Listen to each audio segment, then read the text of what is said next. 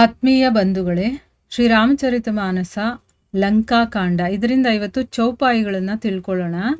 ಜಥಾ ಪಂಖ್ ಬಿನು ಖಗ್ ಅತಿ ದೀನಾ ಮನಿ ಬಿನು ಫನಿ ಕರಿಬರ್ ಕರ್ ಹೀನಾ ಅಸ್ ಮಮ ಜೀವನ ಬಂಧು ಬಿನು ತೋಹಿ ಜೌ ಜಡ್ ದೈವ जियावै मोही जय हूँ अवध कवन मुहुलाई नारी हेतु प्रिय भाई गवाई बरु अपजस सहतेवु जग माही नारी हानि विशेष क्षति नाही अब अपलोकु सोकु सुत तोरा सही निठुर कठोर उर मोरा निज जननी के एक कुमारा तात तासु तुम प्राण आधारा सौम पेसी मोहि तुम्हि गही पानी सब विधि सुखद परम हित जानी उतरु काह दैहवु तेहि जाई उठी किन मोहि सिखावहु भाई बहु विधि सोचत सोच विमोचन स्रवत सलिल राजीव दल लोचन उमा एक अखंड रघुराई नरगति भगत ಕೃಪಾಲ್ ದೇಖಾಯಿ. ಇವು ಚೌಪಾಯಿಗಳು. ಈಗ ಇದರ ಅರ್ಥವನ್ನು ತಿಳ್ಕೊಳ್ಳೋದಕ್ಕೆ ಪ್ರಯತ್ನ ಮಾಡೋಣ. ಇಲ್ಲಿ ತುಳಸಿದಾಸರು ಹೇಳ್ತಾರೆ, ರಾಮ ಲಕ್ಷ್ಮಣನನ್ನ ಎತ್ತಿ ಅಪ್ಪಿಕೊಂಡು ಹೇಳ್ತಾ ಇದ್ದಾನೆ, ನನಗೋಸ್ಕರ ಎಷ್ಟೆಲ್ಲಾ ಕಷ್ಟಗಳನ್ನು ಸಹಿಸ್ಕೊಂಡಿದೀಯಾ, ತಂದೆ ತಾಯಂದ್ರನ್ನೂ ಕೂಡ ಬಿಟ್ಟು ಕಾಡಲ್ಲಿ ಚಳಿ ಮಳೆ ಬಿಸಿಲು ಗಾಳಿಯನ್ನು ಕೂಡ ನೀನು ಸಹಿಸ್ಕೊಂಡಿದೀಯಾ, ಹಸಿವು ಬಾಯಾರಿಕೆ ಕೂಡ ಮರೆತು ನನ್ನ ಸೇವೆ ಮಾಡಿದ್ಯಾ, ಈಗ ನೀನು ನನ್ನ ಜೊತೆ ಯಾಕೆ ಮಾತಾಡ್ತಾ ಇಲ್ಲ, ಈ ರೀತಿ ನನ್ನ ವಿಯೋಗ ಆಗುತ್ತೆ ವನವಾಸದಲ್ಲಿ ಅಂತ ಗೊತ್ತಿದ್ದಿದ್ರೆ, ಅಂದರೆ ಮೊದಲೇ ನನಗೆ ಈ ವಿಷಯ ಏನಾದರೂ ಗೊತ್ತಿದ್ದಿದ್ರೆ ಯಾವುದರ ಪಾಲನೆ ಪರಮ ಅವಶ್ಯಕವಾಗಿದೆಯೋ ಅಂತಹ ಪಿತೃವಿನ ಆಜ್ಞೆಯನ್ನು ಕೂಡ ನಾನು ಪಾಲನೆ ಮಾಡ್ತಾ ಇರಲಿಲ್ಲ. ಸಂತಾನ ಸಂಪತ್ತು ಹೆಂಡತಿ ಮನೆ ಪರಿವಾರ ಇದೆಲ್ಲವೂ ಕೂಡ ಪ್ರಪಂಚದಲ್ಲಿ ಮತ್ತೆ ಮತ್ತೆ ಸಿಗುತ್ತೆ, ದೂರ ಆಗುತ್ತೆ. ಆದರೆ ತಮ್ಮ ಜಗತ್ತಲ್ಲಿ ನಿನ್ನಂತಹ ತಮ್ಮ ಮಾತ್ರ ಸಿಗೋದಿಲ್ಲ ಮತ್ತೆ ಅಂತನ್ಬಿಟ್ಟು ಇಲ್ಲಿ ರಾಮ ಅಳ್ತಾ ಇದ್ದಾನೆ. ಇಲ್ಲಿ ವಾಲ್ಮೀಕಿ ರಾಮಾಯಣದಲ್ಲಿ ಇದ್ರ ಬಗ್ಗೆ ವಾಲ್ಮೀಕಿಗಳು ಏನು ಹೇಳಿದ್ದಾರೆ ಅಂತಂದರೆ, ಸೋದರ ಅಂದರೆ ತಮ್ಮನ ಪ್ರೇಮಾತಿರೇಕದಿಂದ ಶ್ರೀರಾಮ ಹೀಗೆಲ್ಲ ಮಾತಾಡ್ತಾ ಇದ್ದಾನೆ.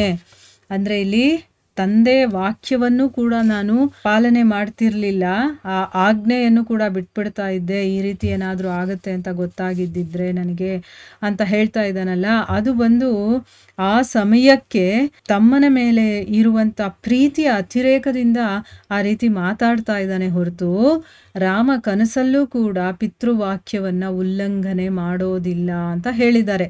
ಯಾರು? ವಾಲ್ಮೀಕಿಗಳು ವಾಲ್ಮೀಕಿ ರಾಮಾಯಣದಲ್ಲಿ ಈ ರೀತಿ ಹೇಳಿದ್ದಾರೆ ಅಂತ ಇಲ್ಲಿ ಹೇಳಿದ್ದಾರೆ. ಈ ವಿಚಾರವನ್ನೆಲ್ಲ ಆಲೋಚನೆ ಮಾಡಿ, ಏಳು ಲಕ್ಷ್ಮಣ, ಜಡ ವಿಧಿ ಒಂದು ವೇಳೆ ನನ್ನನ್ನು ಜೀವಂತವಾಗಿ ಏನಾದರೂ ಇಟ್ಟರೆ ನೀನಿಲ್ಲದೆ ಇರುವಂತಹ ಈ ಜೀವಿತ ಹೇಗಿರುತ್ತೆ ಅಂತಂದರೆ ರೆಕ್ಕೆಗಳೇ ಇಲ್ಲದೆ ಇರುವಂಥ ಪಕ್ಷಿ ಹಾಗೆ. ಪಕ್ಷಿಗೆ ರೆಕ್ಕೆ ಇಲ್ಲ ಅಂತಂದರೆ ಏನು ಪ್ರಯೋಜನ? ಏನೂ ಆಗೋದಿಲ್ಲ ಅದ್ರ ಕೈಯಲ್ಲಿ, ಪಕ್ಷಿಗೆ ರೆಕ್ಕೆನೇ ಇಲ್ಲ ಅಂತಂದರೆ. ಮಣಿ ಇಲ್ಲದೆ ಇರುವಂಥ ಸರ್ಪ ಅದು ಹೇಗಿರುತ್ತೋ ಹಾಗೆ, ಸೊಂಡಲ್ಲಿ ಇಲ್ಲದೆ ಇರುವಂಥ ಗಜರಾಜ ಹೇಗಿರ್ತಾನೋ ಹಾಗೆ ದಿನವೂ ದುಃಖಪ್ರದ ಆಗುತ್ತೆ ನನಗೆ. ನೋಡಿ, ಈಗ ಆನೆಗೆ ಸೊಂಡ್ಲೇ ಇಲ್ಲ ಅಂತಂದರೆ ಅದು ದುಃಖ ಪಟ್ಕೊಂಡಿರಬೇಕು, ಪಕ್ಷಿಗೆ ರೆಕ್ಕೆ ಇಲ್ಲ ಅಂತಂದರೆ ಅದು ಪ್ರತಿದಿನ ದುಃಖ ಪಟ್ಕೊಂಡು ದೀನರ ಹಾಗಿರುತ್ತಲ್ವಾ, ಅದೇ ರೀತಿ ಆಗ್ಬಿಡುತ್ತೆ. ಹೆಂಡತಿಗೋಸ್ಕರ ಪ್ರಿಯ ತಮ್ಮನನ್ನು ಕಳ್ಕೊಂಡು ಯಾವ ಮುಖ ಹೊತ್ಕೊಂಡು ನಾನು ಅಯೋಧ್ಯೆಗೆ ಹೋಗ್ಲಿ? ಆಮೇಲೆ ಹೆಣ್ಣನ್ನ ಕಳ್ಕೊಂಡಿರುವಂತ ಹೇಡಿ ಇವನು ಅನ್ನುವಂತ ಅಪಖ್ಯಾತಿ ಇದೆಯಲ್ಲ, ಅದನ್ನ ಬೇಕಾದ್ರೆ ನಾನು ಸಹಿಸ್ಕೊಳ್ಳೋದಕ್ಕೆ ಸಿದ್ಧನಾಗಿದ್ದೀನಿ.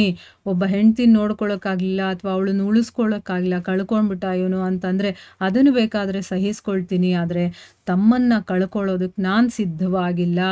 ಸ್ತ್ರೀ ಕಳೆದು ಹೋದ್ರೆ ಅಂಥದ್ದೇನು ಹಾನಿಕರವಾಗೋದಿಲ್ಲ. ಆದರೆ ಮಗು ಅಂತ ಹೇಳ್ತಿದ್ದಾನೆ ನೋಡಿ ಇಲ್ಲಿ. ಅಂದರೆ ಅಷ್ಟು ಪ್ರೀತಿ ಉಕ್ಕಿ ಹರಿತಾ ಇದೆ ಅವನಿಗೆ. ಈಗ ನನ್ನ ಕಠೋರ ಹೃದಯ ಇದೆಯಲ್ಲ, ಈ ಅಪಕೀರ್ತಿ ಅಂದರೆ ತಮ್ಮನನ್ನ ಅವನು ಕಳ್ಕೊಂಡಿದ್ದಾನೆ ಅನ್ನುವಂಥ ಅಪಕೀರ್ತಿ, ಭಾತೃಶೋಕ ಇದೆಯಲ್ಲ, ಅಂದರೆ ತಮ್ಮನನ್ನ ಕಳ್ಕೊಂಡ್ರೆ ಒಂದು ದುಃಖ ಬರುತ್ತಲ್ಲ, ಆ ಎರಡನ್ನೂ ಕೂಡ ನಾನು ಸಹಿಸ್ಕೋಬೇಕಾಗಿದೆ. ಅಂದರೆ ಇಲ್ಲಿ ಹೆಂಡತಿಯನ್ನು ಕಳ್ಕೊಂಡಿದ್ದಾನೆ, ಈಗ ತಮ್ಮನನ್ನು ಕಳ್ಕೊಂಡಿದ್ದೀನಿ ಅನ್ನುವಂಥ ಒಂದು ದುಃಖ ಎರಡನ್ನೂ ಸಹಿಸ್ಕೊಳ್ಬೇಕಾಗತ್ತೆ. ಸುಮಿತ್ರಾ ದೇವಿಗೆ ನೀನು ತುಂಬ ಅದ್ವಿತೀಯನಾದಂತಹ ಮಗ, ಮುದ್ದಿನ ಮಗ ಕೂಡ, ಮತ್ತು ಪ್ರಾಣಾಧಾರ. ಅವಳ ಪ್ರಾಣ ಇರೋದೇ ನಿನಗೋಸ್ಕರ. ಆ ರೀತಿ ಪ್ರಾಣಕ್ಕೆ ಆಧಾರವಾಗಿರುವಂಥವು ನೀನು. ನಾನು ಎಲ್ಲ ರೀತಿಯಿಂದಲೂ ಕೂಡ ಸುಖಕಾರಕನು, ಹಿತೈಷಿ ಅಂತ ತಿಳಿದು, ಅಂದರೆ ನಾನು ಎಲ್ಲಿರ್ತೀನೋ ಅಲ್ಲಿ ಸುಖ ಇರುತ್ತೆ, ಮತ್ತು ನಾನು ಸುಖ ಕೊಡುವಂಥವನು, ಮತ್ತು ನಾನು ಹಿತೈಷಿ ಅಂತ ತಿಳ್ಕೊಂಡು ತಾಯಿ ಸುಮಿತ್ರ ನಿನ್ನನ್ನು ನನಗೆ ಒಪ್ಪಿಸಿದಾಳೆ. ಈಗ ಹೋಗಿ ಅವಳಿಗೆ ನಾನು ಏನು ಸಮಾಧಾನ ಹೇಳಲಿ? ಅಂದರೆ ನಿನ್ನನ್ನು ಕರ್ಕೊಂಡು ಹೋಗಲಿಲ್ಲ ಅಂತಂದರೆ ನಾನು ಅವಳಿಗೇನು ಉತ್ತರ ಕೊಡಲಿ?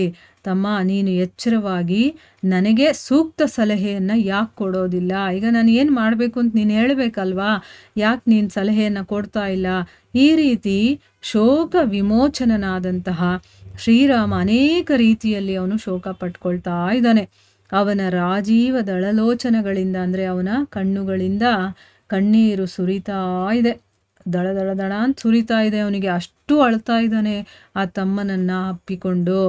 ಆಗ ಶಿವ ಹೇಳ್ತಾನೆ ಪಾರ್ವತಿಗೆ, ಉಮೆ, ಶ್ರೀ ರಘುನಾಥ ಅಖಂಡನು, ಅದ್ವಿತೀಯನು, ಭಕ್ತವತ್ಸಲನಾಗಿರುವಂಥ ಭಗವಂತ ತನ್ನ ಲೀಲೆಯನ್ನು ಇಲ್ಲಿ ಮನುಷ್ಯರ ಹಾಗೆ ಕಾಣ್ತಾ ಇದ್ದಾನೆ.